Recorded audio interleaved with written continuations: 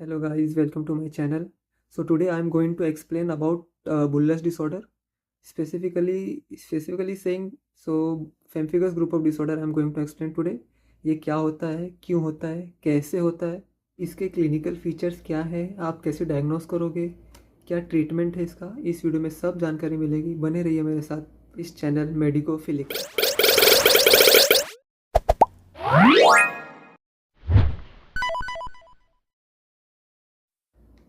अब इसके क्लासिफिकेशन पे आते हैं।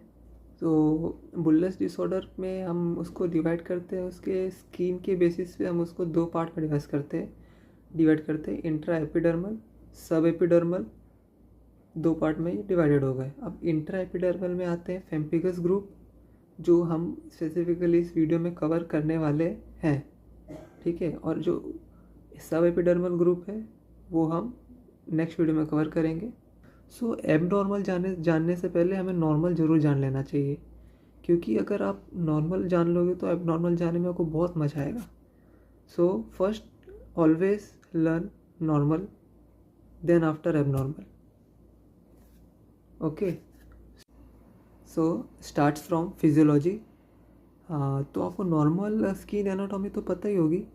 जैसे skin starts from epidermis, dermis and hypodermis, ठीक है। ये तीन, और एपिडर्मिस में भी 5 लेयर है: stratum corneum, lucidum, granulosum, spinosum and basale, ठीक है। ये 5 लेयर से आप अवेयर होंगे। तो एपिडर्मिस में सेल्स होते हैं जिसको हम बोलते हैं केराटिनोसाइट्स, ओके। और जो केराटिनोसाइट्स हैं वो दो सेल्स के बीच में जो अटैचमेंट होता है उसको हम बोलते हैं डेस्मोसोम्स। और आपको डेस्मोसोम्स का जो फंक्शन है वो तो आपको पता होगा। डेस्मोसोम का जो नॉर्मल फंक्शन है वो integrity of the cell membrane maintain करके रखता है, और दो सेल्स के बीच में जो एडेशन का प्रोसेस है, एडेशन मेंटेन करके रखता है, ठीक है।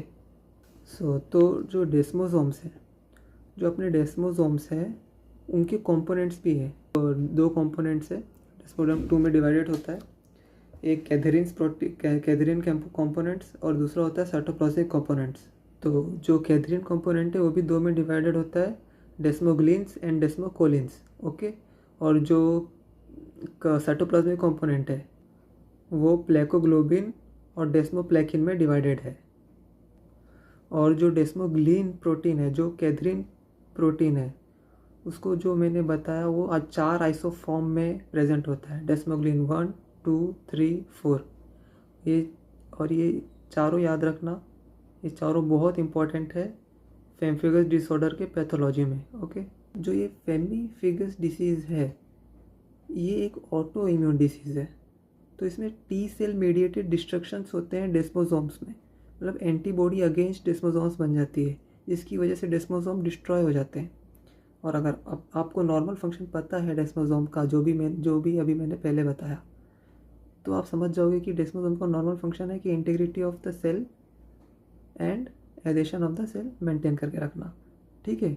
तो अगर डिस्ट्रॉय हो गया डेस्मोसोम्स तो क्या होगा, ठीक है। जो ये फेमिफेगस डिसीज़ है वो 5 डिसीज़ में डिवाइडेड है। पहला फेमिफेगस वल्गैरिस जो कि मोस्ट कॉमन है, दूसरा फेमिफेगस फोलियासिस जो कि सेकंड मोस्ट कॉमन है, तीसरा IgA फेमिफेगस, और चौथा ड्रग इंड्यूस फेमिफेगस, एंड पांचवा पैरा नियोप्लास्टिक फेमिफेगस। तो हम इस वीडियो में 2 डिसीज़ को कवर करेंगे, सिर्फ फेमिफेगस वल्गैरिस और फेमिफेगस फोलियासिस, ओके। तो फेमिफेगस वल्गैरिस एंड फेमिफेगस फोलियासिस, इन दोनों को डिफ्रेशिएट करना बहुत इंपॉर्टेंट है। जो मैंने आपको बताया था डेस्मोसोम्स के अंदर जो प्रोटीन था डेस्मोग्लिन, ओके। उसके 4 आइसोफॉर्म्स थे, डेस्मोग्लिन 1, 2, 3, 4। उसमें से जो 1 है, डेस्मोग्लिन 1, वो अपर एपिडर्मिस में प्रेजेंट होता है, और जो डेस्मोग्लिन 3 है वो सुप्रा बेजल लेयर में प्रेजेंट होता है ऑफ एपिडर्मिस, ओके। तो अगर डेस्मोग्लिन 1 के खिलाफ एंटीबॉडी बने तो वो डिसीज़ को हम बोल देंगे पेम्फिगस फोलियस, और अगर डेस्मोग्लिन 3 के खिलाफ एंटीबॉडी बन रही है तो हम उसको बोल देंगे pemphigus vulgaris, okay.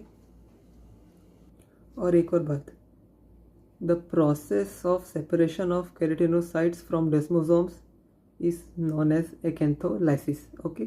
So due to this due to this antibody against desmosomes this lead to the formation of a bullous. सो ये बुल्लस कहाँ कहाँ पे प्रेजेंट होंगे in the cases of the pemphigus vulgaris? So scalp, oral mucosa, chest, trunk, flexor.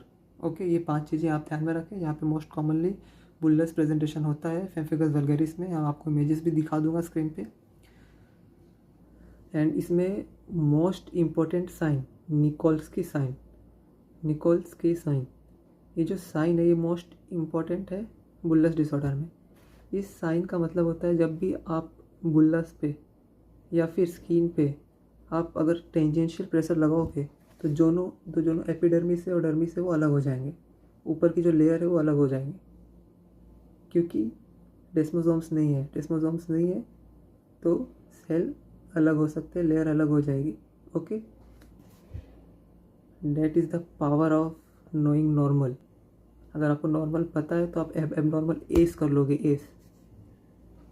And second sign is bulla spread sign. Bulla spread sign is that when you apply a force, अगर आप force apply करोगे बुल्लस पे तो जो बुल्लस है वो अपनी position change कर लेगा, अपनी पोजीशन यहाँ से शिफ्ट हो जाएगा ऐसे इधर, तो वो स्प्रेड होने को हम बुल्लस स्प्रेड साइन बोल रहे हैं। ओके, तो ये साइन पेम्पेगस वल्गैरिस में प्रेजेंट होता है। सो गाइस, आप इधर देख सकते हैं डेस्मोग्लिन 1, डेस्मोग्लिन 3 स्किन अपर एपिडर्मिस पे प्रेजेंट होता है, जैसा कि मैंने आपको बोला। डेस्मोग्लिन 3 लोअर एपिडर्मिस प्रेजेंट होता है। Oral mucosa low concentration, high concentration में इन्वॉल्वमेंट होता है डेस्मोग्लिन 3 में, क्योंकि ये सुप्राबेजल स्प्लिट में प्रेजेंट होता है और ये सब कॉर्नर स्प्लिट होता है इसमें, और ये प्रेजेंट होते हैं सुप्राबेजल और ये होते हैं अपर एपिडर्मिस। ठीक है, इस वजह से इसमें ओरल म्यूकोसा का इन्वॉल्वमेंट ज़्यादा है, इसमें कम है, और इसको हम बोलते हैं फोलियोसिस, क्योंकि एंटीबॉडीज अगेंस्ट डेस्मोग्लिन 1 है, vulgaris antibody against 3। Mucosa no oral lesions, इसमें 90 to 95% केस में ओरल लीजन्स प्रेजेंट होंगे।